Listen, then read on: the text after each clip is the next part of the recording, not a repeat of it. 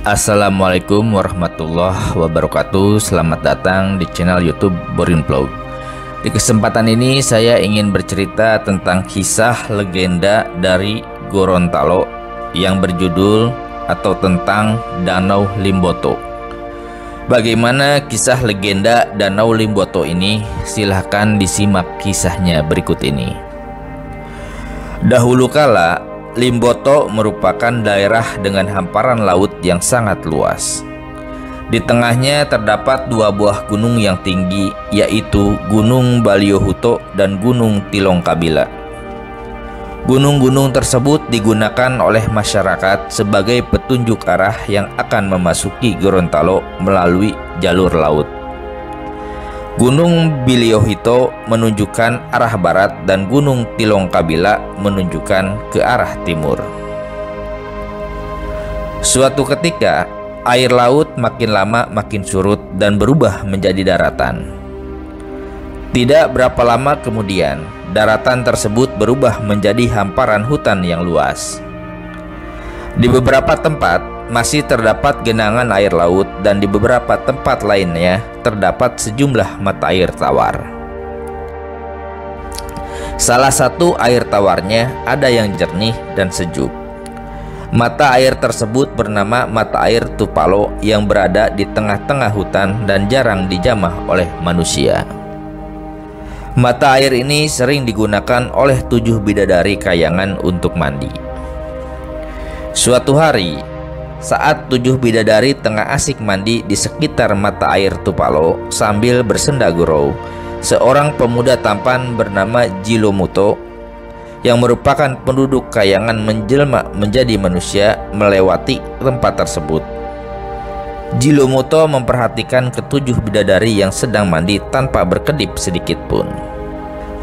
Tiba-tiba timbul niatnya untuk mengambil salah satu sayap milik bidadari-bidadari yang terkumpul di atas batu besar, agar si bidadari tidak dapat kembali ke kayangan dan Jilomuto dapat menikahinya. Dengan hati-hati, ia menyelinap di balik bebatuan dan semak-semak, dan akhirnya dia berhasil mengambil sayap tersebut. Para bidadari tidak sadar akan kejadian tersebut dan terus bersenda gurau. Jilomuto segera meninggalkan tempat itu dan kembali bersembunyi di balik pohon besar. Para bidadari pun akhirnya selesai mandi. Dan ternyata sayap yang hilang adalah milik saudara tertua yang bernama Mbui Bungale. Keenam adiknya pun langsung membantu kakaknya mencari sayap tersebut.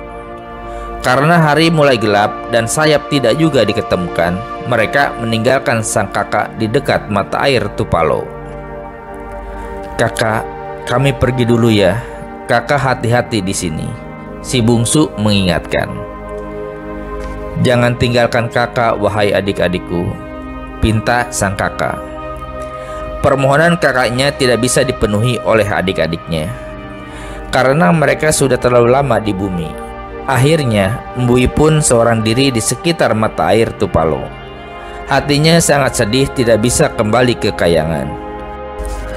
Beberapa menit kemudian, Mbui Bungale dihampiri Jilomuto yang berpura-pura tidak tahu apa yang terjadi.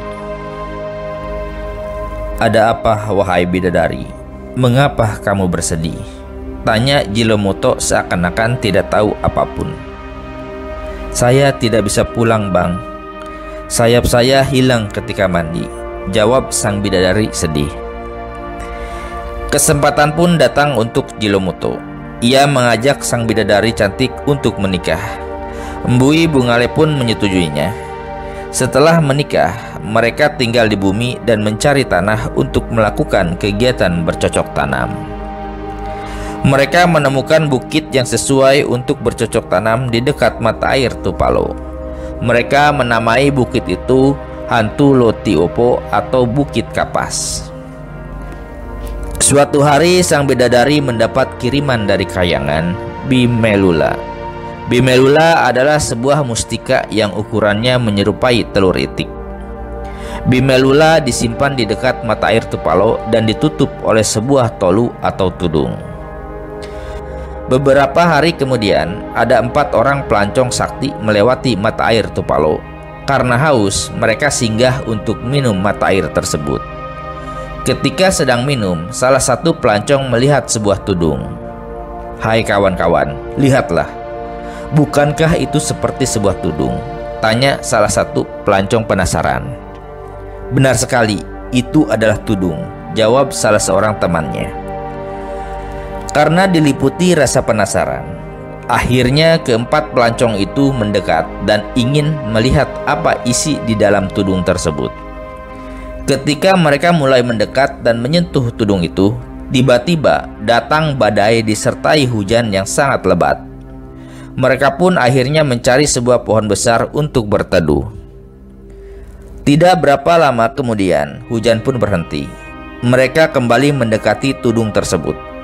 Agar kejadian yang barusan terjadi tidak terulang kembali, mereka pun meludahi tudung tersebut dengan sepah pinang dan memantrainya sebelum membukanya.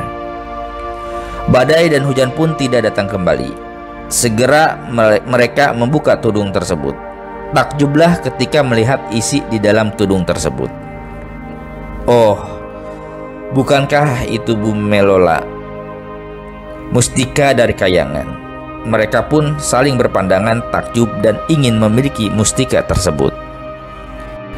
Ketika salah satu dari pelancong hendak mengambil mustika tersebut, datanglah Mbui Bungale dan suaminya. Yang melihat aksi pelancong tersebut, segeralah Mbui Bungale menegurnya. "Maaf tuan-tuan, benda itu bukanlah milik kalian. Benda itu adalah milik kami. Biarkanlah kami yang mengambilnya," pinta Mbui Bungale. "Apa buktinya kalau mustika ini adalah milik kalian?" tanya salah seorang pelancong. "Tempat ini adalah milik kami. Tak seorang pun yang boleh mengambil benda-benda yang ada di sekitar sini," ucap pelancong yang lainnya. "Asal kalian tahu, tempat ini adalah milik Tuhan yang Maha Kuasa yang dianugerahkan kepada orang-orang yang berbudi baik kepada sesama makhluk. Bukan untuk orang-orang yang tamak seperti kalian," jelas Mbui Bungale tegas. "Tapi jika memang tempat ini adalah milik kalian, buktikanlah. Perluaslah mata air Tupalo ini. Aku siap menantang kalian," tantang Mbui Bungale. "Baiklah, kami terima tantangan itu," kata para pelancong dengan sombongnya. Mereka berempat pun mengerahkan seluruh kemampuannya memantrai mata air Tupalo agar meluas. Seluruh kekuatan telah dikerahkan, namun mata air Tupalo tidak meluas walau 1 cm pun. Akhirnya mereka menyerah. "Tuan-tuan, ketahuilah, Tuhan adalah Maha Tahu segalanya. Siapa yang benar dan siapa yang salah. Akan saya tunjukkan kalau tempat ini bukanlah milik kalian," jelas Mbui Bungale. Mbui Bungale pun segera duduk bersila dan mengucapkan mantra-mantra dengan tenang. "Air kehidupan, mata air sakti, mata air yang memiliki berkah, melebar dan meluaslah wahai mata air para bidadari." Setelah memantrai mata air tersebut, sang bidadari mengajak suami beserta keempat pelancong untuk menaiki pohon tertinggi. Sesampainya di atas pohon kapuk, tiba-tiba mata air tersebut meluas dan meninggi sampai-sampai menenggelamkan para pelancong tersebut. "Maafkan kami, Mbui Bungale. Kami mengaku salah. Tempat ini bukanlah milik kami. Benarlah tempat ini milik kalian," pinta para pelancong tersebut. Mbui Bungale pun memaafkan mereka dan memohon kepada Tuhan agar mata air tersebut tidak semakin meninggi. Tidak beberapa lama kemudian, mata air Tupalo pun kembali seperti sedia kala dan menjadi sebuah danau. Mbui Bungale pun mengambil mustika tersebut. Ketika mustika tersebut berada di tangannya, tiba-tiba telur yang menyerupai telur itik tersebut menetas dan keluarlah seorang bayi perempuan yang sangat cantik dan bersinar seperti cahaya rembulan. Bayi itu diberi nama Tulangohula, diambil dari kata Tilango Lohulalo yang berarti cahaya bulan. Mbui Bungale segera mengajak suaminya pulang. Tetapi ia tiba-tiba melihat sebuah jeruk yang mengapung di atas mata air Tupalo. Buah jeruk tersebut mirip buah jeruk dari kayangan. Ia pun menyerahkan bayi yang ada di gendongannya kepada suaminya. Karena ingin mengambil dan memastikan buah jeruk tersebut, ternyata benarlah buah jeruk tersebut berasal dari kayangan. Ia pun menemukan pohon jeruk yang besar dan berbuah banyak. Mbui Bungale bingung akan tumbuhnya pohon jeruk di sekitar mata air. Beberapa saat kemudian ia pun sadar bahwa itu adalah anugerah Tuhan yang Maha Kuasa. Untuk mengenang peristiwa yang telah terjadi, ia dan suaminya menamakan danau itu Bulalo Lolimu Otutu, yang artinya danau dari jeruk yang berasal dari kayangan. Sekarang danau tersebut lebih dikenal masyarakat setempat dengan nama Bulalo Lolimutu, atau lebih dikenal dengan nama Limboto. Nah, seperti itu ya kisah awal mula terjadinya Danau Limboto di Gorontalo. Mudah-mudahan ada hikmah atau pelajaran yang kita bisa ambil dari kisah tersebut. Terima kasih sudah menyimak di channel YouTube Boring Vlog. Silakan simak dongeng, cerita rakyat atau legenda Nusantara lainnya yang ada di channel ini.